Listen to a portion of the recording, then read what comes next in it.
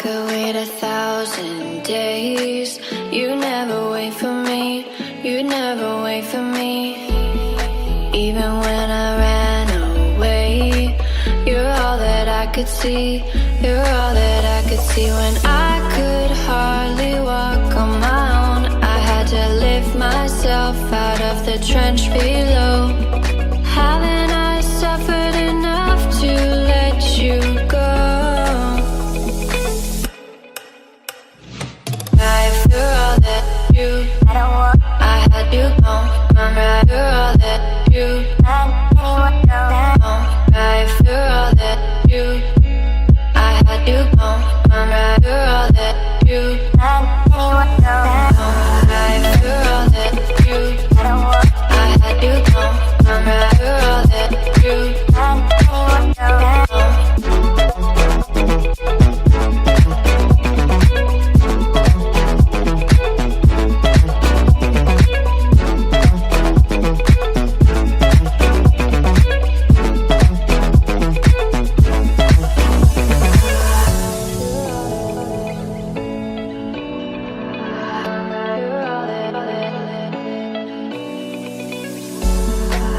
could wait 1,000 days.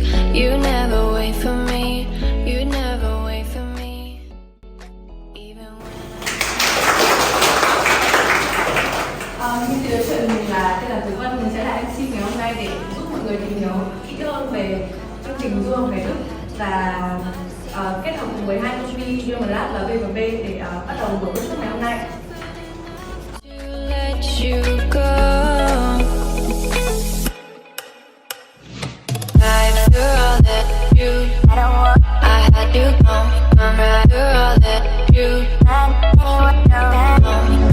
You're all that you, I had you gone. I'm right. You're all that you,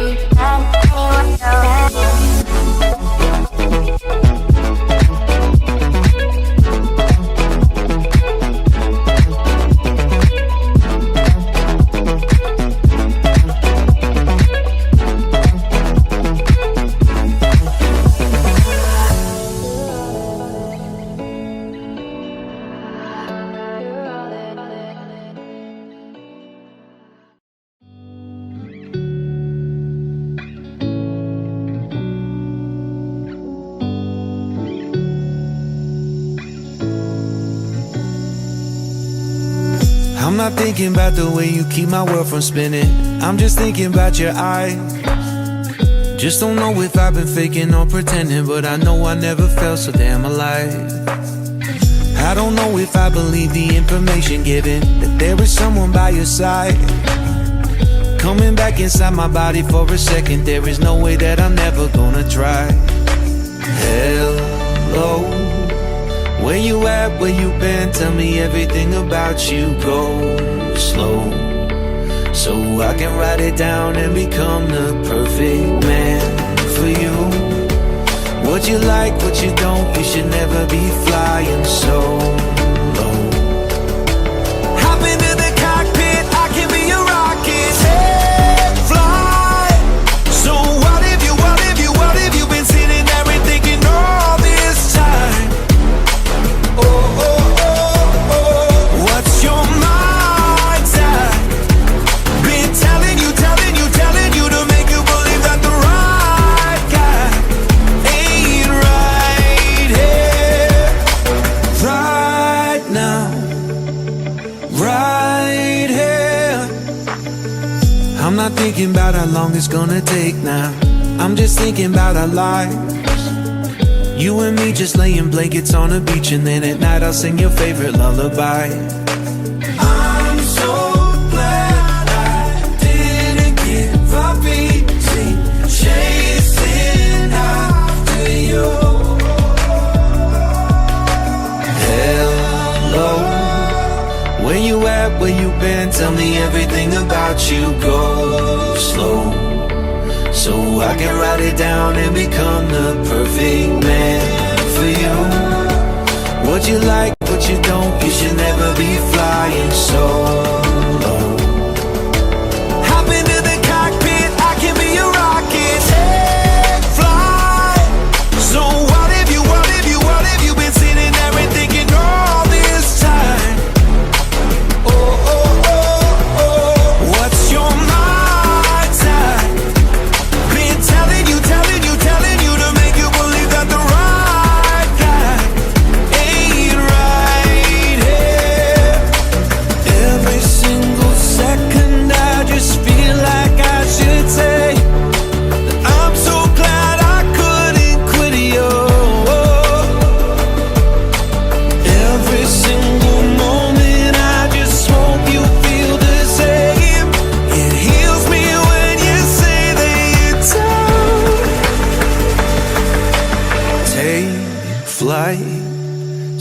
what if you, what if you, what if. Thế Lâm là chọn nghề gì nhỉ? Em chọn ngành là Nghĩa là làm những restaurant các mang đúng không? Là ngồi đúng không? Rồi bây giờ hơi kể cả cũng hơi vất vả thì cũng thử kể cho các bạn nghe thôi. Để các bạn nghe là thực tế em thực tập ở đấy thì công việc nào mà em phải làm nó có vất vả không, và khi làm thì có thấy bầu trời đâu không? Thực sự thì cái nhà hàng này nó chia làm hai bên, một là tiệc phục vụ số lượng lớn và phục vụ vài khách nhỏ lẻ. Thì thường thì những cái tiệc lớn thì mình sẽ phải set up tất cả những thứ như là từ kê bàn, kê ghế, xong rồi set up từ chiếc bát, chiếc ly, cái con dao, cái dĩa. Nói chung là công việc này cũng khá là mệt, tại vì cái số lượng khách nó sẽ không chỉ là một vài chục người mà nó có thể lên đến tầm 600-700 người, nên là sẽ có những cái lúc mình cảm thấy là rất là mệt, nhưng mà mình cũng sẽ hiểu được là sang bên Đức thì nó cũng sẽ thế, chứ không phải là kiểu mệt thì bên kia nó không mệt lắm. Nghĩa là mình làm quen với sự mệt ở Việt Nam trước này nhá, xong rồi sang Đức này có mệt tôi quen rồi đúng không? Chị cảm ơn Lâm nhá. Chúc em là chuẩn bị sẵn cơ thể khỏe mạnh. Nói chung các bạn ơi là ngoài cái việc mình có tiếng Đức và mình có một cái mạch lộ trình đường nghề, chúng ta phải có một cơ thể rất là khỏe mạnh, cho nên hạn chế ăn mì tôm. Nó hơi quen thì nhưng mà mình phải có sức khỏe thì là khỏe mạnh, ăn uống điều độ và có một cái kế hoạch làm sao để mình học tập phù hợp nhất, hạn chế quá muộn. Học từ 12 giờ đến từ 6 giờ sáng nhưng nó cũng không hiệu quả bằng người em học kế hoạch học tập trong các khoảng thời gian mình sinh hoạt này, và buổi tối mình nên đi ngủ đúng không? Để dưỡng sức. Rồi cảm ơn Lâm rất nhiều.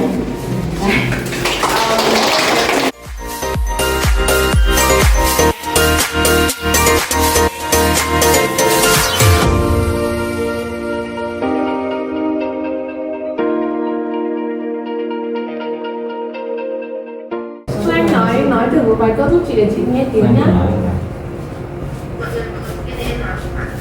Ở Đức bao lâu rồi?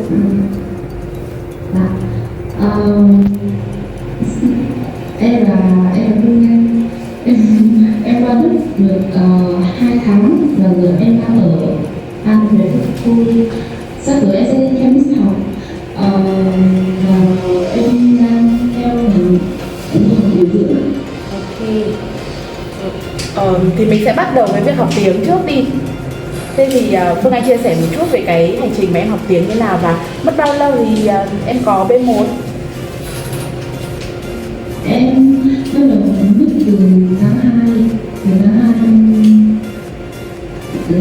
năm ngoái và bắt đầu lên Glab. Thì qua 7 tháng học ở trên Glab thì em đã đỗ được vào B1. Mà B1 chứng chỉ gì em? Bây giờ được nhưng mà sau tháng để tháng học ở trên Glab. Thế mình phải thi bao nhiêu lần thì mình có được B1 nhỉ? Nhưng mà em đỗ được trong người đi đầu tiên. Wow. Em đã được Ok. Anh cũng muốn hỏi, em thấy cái quyết định lựa chọn du học đến Đức có đúng đắn hay là không? Hiện tại bây giờ em vẫn cảm thấy quyết định em qua Đức là quyết định đúng đắn nhỉ. Sau này thì chưa biết đúng không? Nhưng hiện tại nhưng mà chắc là em sẽ không muốn đặt tâm. Em cảm ơn kiểu là em đang được đi đại học ở Việt Nam biết. Vậy hả? Kiểu đâu thì nó có rất nhiều bạn cơ hội sinh viên khác nên là rất là vui nhau. Hiện tại cảm thấy là em vẫn đang ở Việt Nam. Cảm thấy như ở nhà. Đúng rồi, cảm thấy như ở nhà. Ok. Quản lý tài chính cá nhân của em bên Đức như thế nào? Chi phí một tháng của em sẽ phải khoảng bao nhiêu? Thực tế luôn à? Thật nhá. Thì thực ra là em cầm tay một nghìn sang thì từ em qua đây 2 tháng rồi và em cũng chưa biết bằng gì đó, cho nên là chi phí một tháng em nghĩ là sau này đi làm như thế thì em dùng trong một tháng chỉ cứ biết tầm 600-700. Còn trong một tháng bao gồm cả tiền nhà, tiền ăn uống, tiền chi phí sinh hoạt khác thì tầm 6% là em đi. Em cũng luôn